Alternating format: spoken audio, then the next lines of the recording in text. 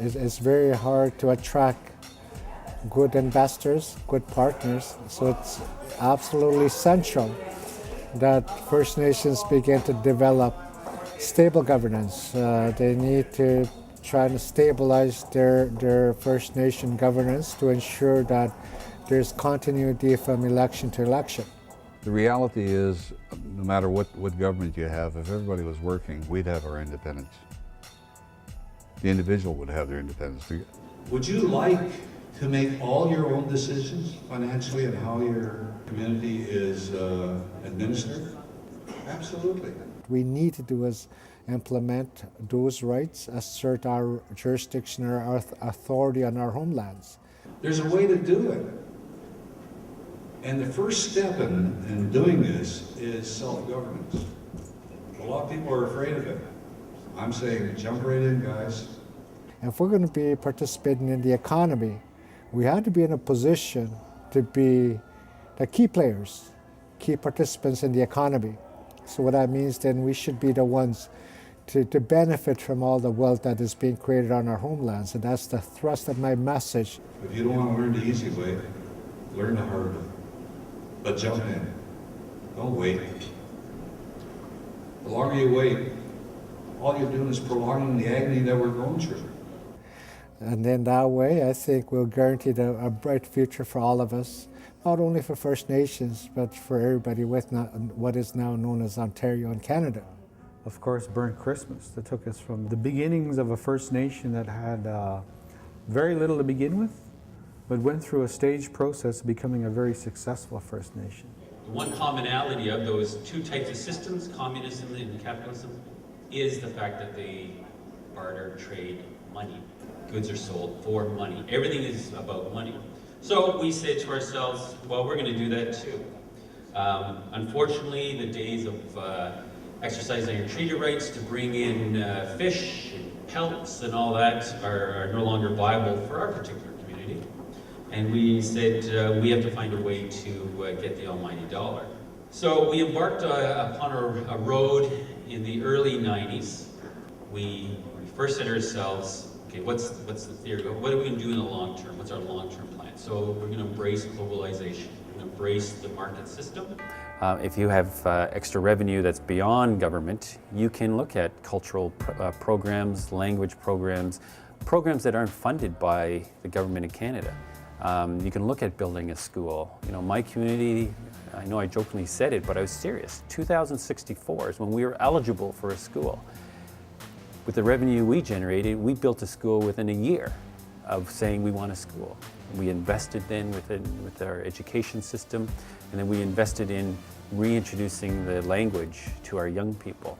It's there, it's in us, we just have to really dig deep and find it.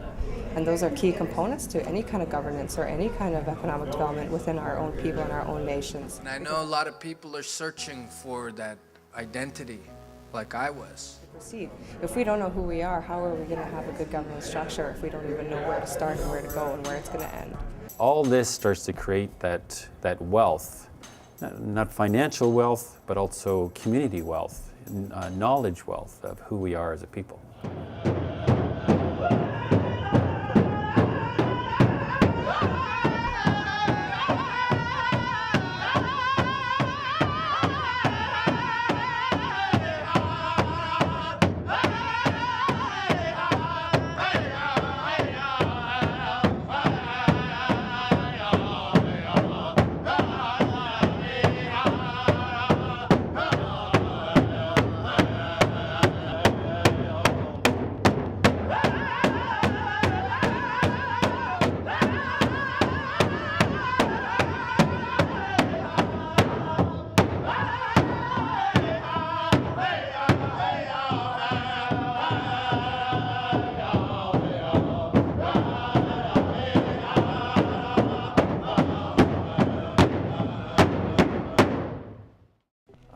First Nation peoples of today have to realize that we have to put economy on our agenda. I would say the biggest deterrent of it is the social system that the reserve people have to live under. Welfare programs came in, we sort of went to sleep. It's time to wake up. and begin to assert our rightful place, and that is we need to be part of that wealth creation. We have to start getting out of the grant source revenue with our projects. Canada cannot continually fund our projects. We have to start taking an active role to basically step forward, making up the difference from our funding sources, or finding ways of not having to use them at all altogether. So I really like it so far, and I can't wait to see what Adam Beach has to say. Basically, as you all know, I've been an actor for 15 years. And when I started out, it was a joke. Everybody basically laughed at me, including my friends, especially my family, because I was doing something that nobody was doing. I was putting myself out there in a way that it's embarrassing for some people. But for me, I enjoyed doing it. I loved it. And nobody was gonna stop me from doing it. They tried redirecting me. They tried saying, give up, go to school like in college and follow something else.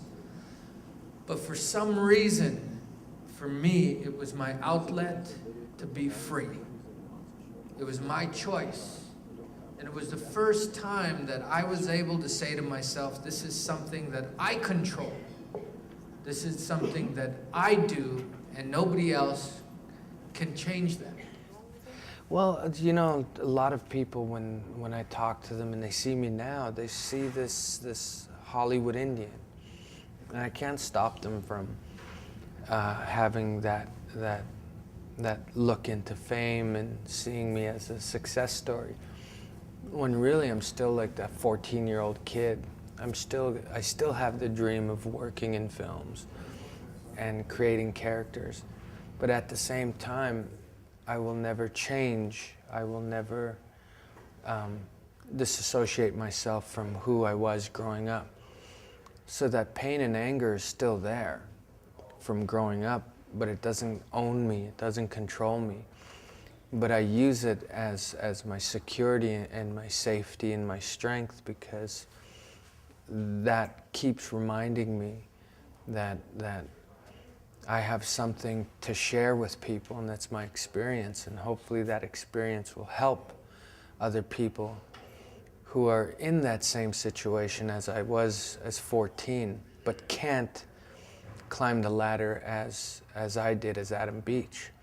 But I sure in the hell could share with them that same struggle and let them know that at 14 it is tough. There's a lot of crap out there. But this is what I did, and hopefully it'll guide them through the right channels. And a lot of my friends still imitate that life. Some of them had to move back to Italy because they would have been in jail for the rest of their life, so they had to escape. But now that me and my friends had disbanded, a lot of them had to learn the hard way, and a lot of them are in jail. But because we were one of very few gangs existing in Winnipeg, the gang that took over was a small group of kids, and they were called the Indian Posse. It's a bunch of rambunctious little native kids, and we had a rule: no Indians, out of respect for me. Now the Indian Posse, everybody knows about. They're out east, up north, out west, and down right up to Minneapolis. The reason why it works for kids being in gangs is because we have a loss of identity. Being in gangs gives us that brotherhood back, that feeling of family, because a lot of us kids, especially myself, not having parents, not having guidance, we feel that our parents, grandparents failed us. So we go to these brothers and sisters who tell us, come with me, we'll protect you. Just do a little bad stuff and it'll be all right. But it's come to a point now, 20 years later, where these gangs are now have infested into the communities. I'm sorry for being a part of that family I had within the gangs.